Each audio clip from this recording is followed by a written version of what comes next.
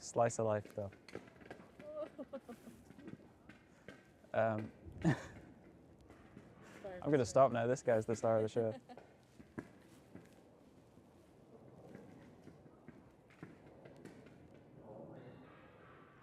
Very loud ball, eh? Here at Crow Hill, we're drawn to music that is shaped by place. We believe sound is formed as much by setting as by composition, moulded by cultural context, what surrounds you, and where you're placed in time.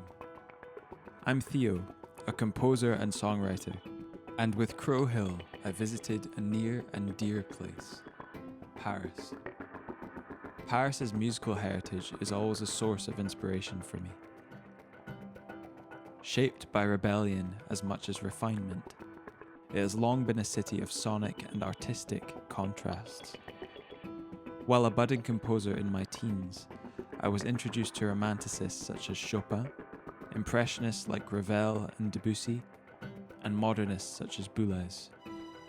Each of these figures left an indelible mark on me, but what also struck me was their deep connection to Paris itself. It was a living, breathing influence on their creative lives. As with every episode of this series, my primary wish is to delve deeper. By exploring the composers themselves, I aim to understand why Paris held such a powerful appeal for artists whose styles and temperaments were so different and whose work stretched across generations. Welcome to Adventures in Sound.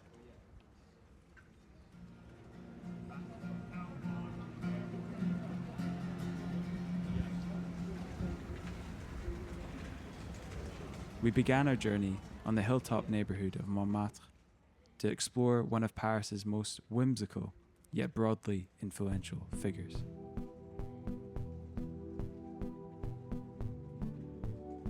Here I am just off 6 Rue Courtauld, right in the heart of Montmartre. Over a century ago, this was home to one of music's most eccentric and quietly revolutionary figures, Erik Satie. Satie lived here from 1890 to 1898 during a period which many call his Bohemian Montmartre years. At this time, the neighbourhood was a hub of creativity.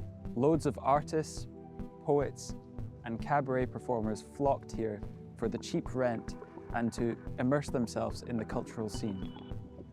Satie fit right in. In fact, he worked just up the hill at the Chat Noir Cabaret, where he played piano and mingled with symbolist poets.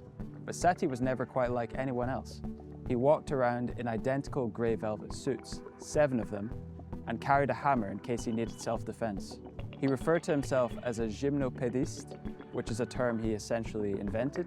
This period at Rue Courtauld is where Satie wrote some of his most famous pieces, including the Nocienne,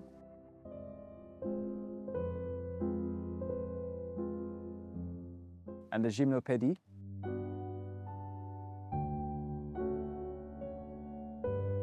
These works were radically simple in a time where classical music was drowning in heavy ornamentation. Satie stripped everything down to its essence, slow, spacious melodies suspended over simple harmonies. It's this quality, music that creates an atmosphere rather than demanding attention, that makes Satie one of the earliest pioneers of what we now call ambient music. Long before Brian Eno coined the term, Satie was imagining music that was more part of an environment than a spectacle. He coined a concept called furniture music, which is music that's meant to blend into the background and be a part of life rather than a performance. Brian Eno, credited with defining the modern ambient genre, explicitly cited Satie as a precursor. You can hear Satie's influence in the slow tempos, repeating patterns and structures of minimalist composers like Steve Reich and Philip Glass, as well as modern ambient composers like Aphex Twin and neoclassical composers such as Olafur Arnalds and Nils Frahm. With Satie being the forefather of ambient music, it's only fitting that we explore the contemporary influence he had. Okay.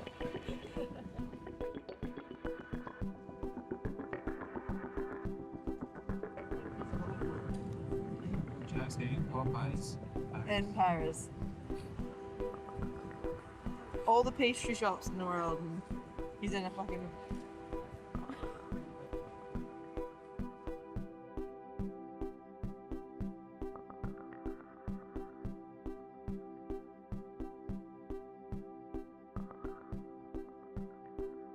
We're heading to Motto Books for a Patch Point pop-up. Patch Point is a part synth retailer, part hands-on playground, and part learning hub for electronic musicians. It is deeply rooted in experimentation and education, inviting visitors to actively engage with the gear they showcase. I can't help but notice the striking and unique instruments on Darren's table. A few of them being Siet Lombards, which are a family of wooden encased, experimental electronic instruments created by instrument designer Peter Blasser. Rather than following traditional keyboard layouts, they invite intuitive, tactile interaction. I asked Darren if he could walk us through what they are capable of. Grab all the knobs. So now you can hear it's much quicker, so it's a multi-tap delay. That's kind of the way that you can... This one is going through a filter.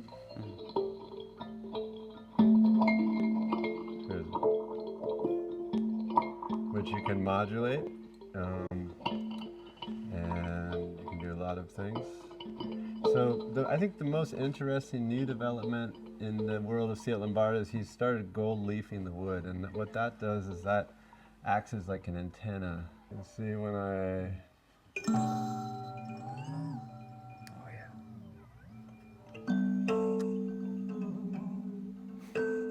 you have this, he added these basically added these gestural controllers to the instrument, which is super nice. And you can do those, like a very simple thing I really like to do is just put it into the reverse.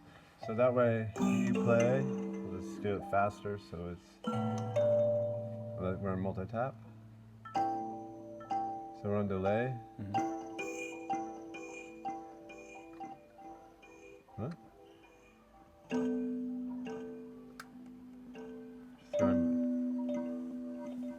You hear it going backwards? Wow. So it's like a fun way to control the parameters. It's also very smooth. Funny thing I didn't like about it right away was I didn't not like it, but it's funny, like when you push the button, you're always infecting the controllers, so you kind of got to work those into your So it loops when you press the button? Yeah, so when these orange lights are on, that means that it's saving it, freezing it forever. Right. And then you can crank the volume or lower the volume like a mixer. And then that's a good point to go through and show. So basically you have like VCAs on the effects and you have VCAs on the input. So if I grabbed a cable, I could take a VCA. The center section is kind of it's 5 oscillators and they can be linked together. So here, I'll just use it as a basic kind of tremolo effect. Yeah. And they're inverted, and it's hard to hear when you're just changing between each other. But if you took, for example, like sound on the other side, or let's freeze anything.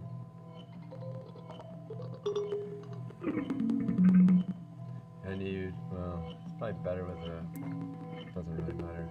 And you put it here,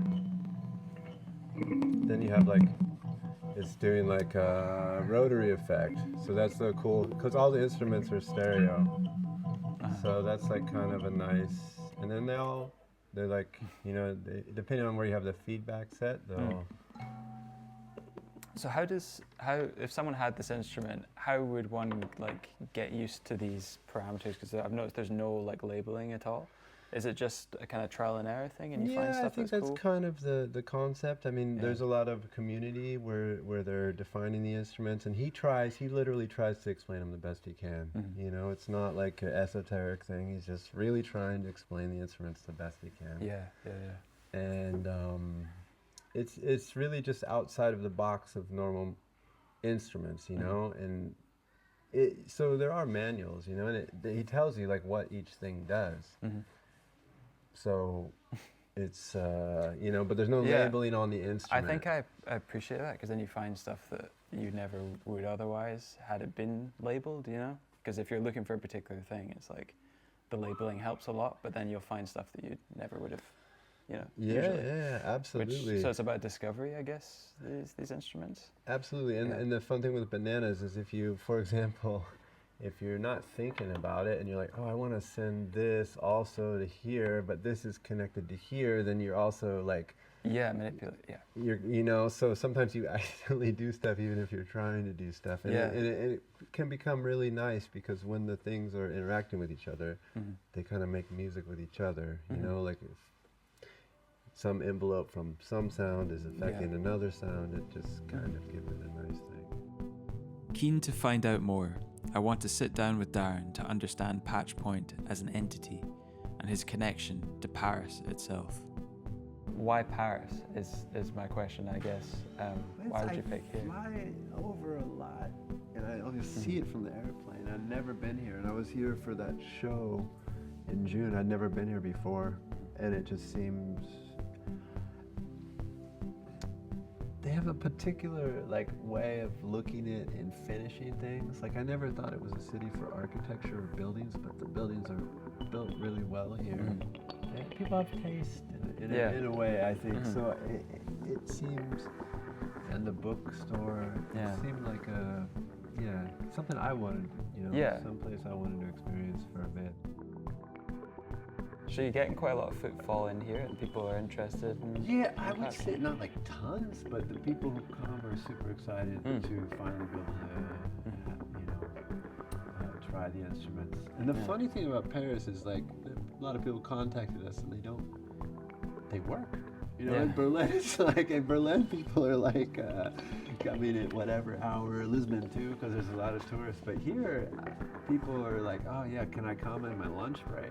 You know? And, or I'm coming after work. So only people that have passed through during the day or not on the weekend are people that were passing through. Right. So like us. Yeah.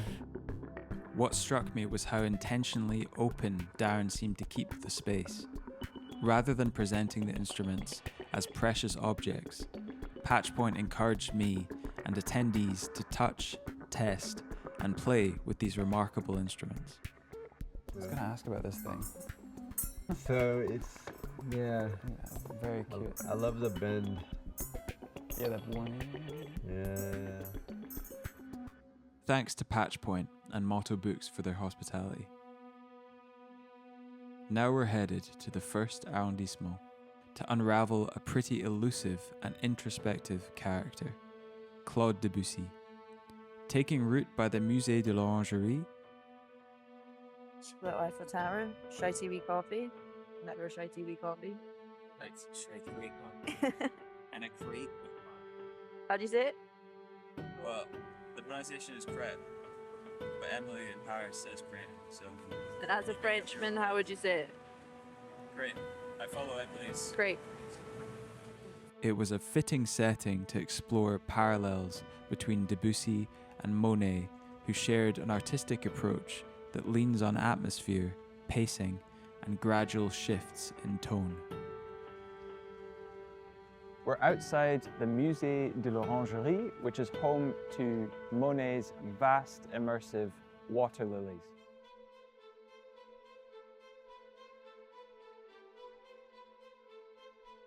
This is a fitting backdrop to talk about how Impressionism didn't just change visual art, but also changed the possibilities of music as well. Claude Debussy became a cornerstone of the Impressionist movement, although he famously shunned the term. While Impressionist painters like Monet and Renoir were dissolving forms into a shimmering light, Debussy was doing the same with his music. Much like these paintings, Debussy's compositions are undeniably ethereal, and he incorporates a lot of close voicings into his compositions, with the melody becoming quite blurred with the harmony. Instead of following the stricter forms and harmonic rules of the Romantic era, Debussy favored more fluid structures, subtle colors and moods, and harmonies that seemed to float and not resolve in a conventional way. He disliked the dominance at the time of Germanic musical forms and once quipped that Beethoven's symphonies were too heavy to float. He often incorporated whole tone and pentatonic scales with ambiguous tonal centers, which potentially originated from his visit to the 1889 Exposition Universelle, where he first heard Javanese gamelan music. He later said Western harmony suddenly felt too engineered compared to the circular, shimmering sound of the gongs. Leaving Debussy behind, the next stop is a Chopin recital at a stunning Art Deco venue. Renowned for its exceptional acoustics, the space is crafted like a violin's resonant body, providing an ideal setting for his music. Grounded in Romanticist ideals, Chopin symbolizes a return to the piano as a direct, expressive instrument.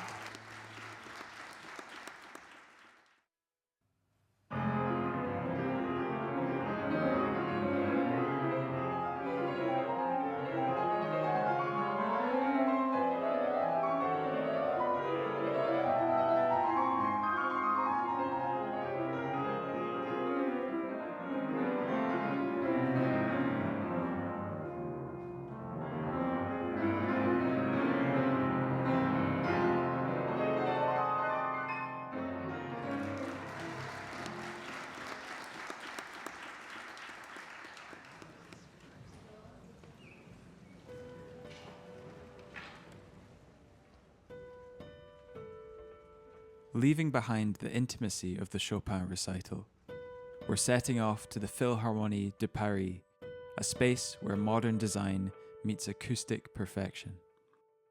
Guided by the pioneering vision of Pierre Boulez, the hall reflects his meticulous nature, conceived to capture every nuance of sound, allowing music to unfold with a remarkable clarity and depth. We're here at the Philharmonie de Paris, built in 2015 in the Parc de la Villette. It was conceived as a major cultural project to expand the Cité de la Musique and provide Paris with a world-class symphonic venue. Its largest hall, designed by architect Jean Nouvel, is named the Grande Salle Pierre Boulez, which reflects the association's deep connection with this composer and conductor. Boulez's musical language is defined by structural rigor, sonic innovation, and the rejection of traditional music conventions.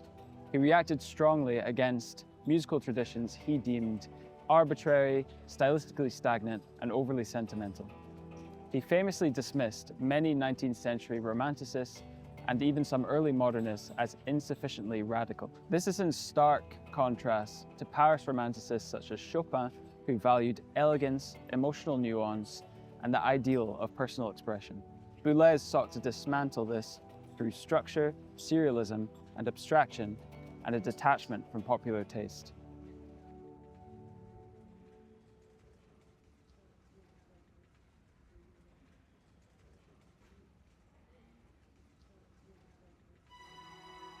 From Satie's quietude to Debussy's ethereal forms, Chopin's intimate romanticism to Boulez's architectural precision, Paris reveals itself as a city that thrives on contrast. It has shown me that a city and a creative life is richest when it embraces these polarities. It's got a flash by this, don't it? Get down, right. And that music does not thrive in perfect isolation, but through the embracing or subverting of attitudes that came before you.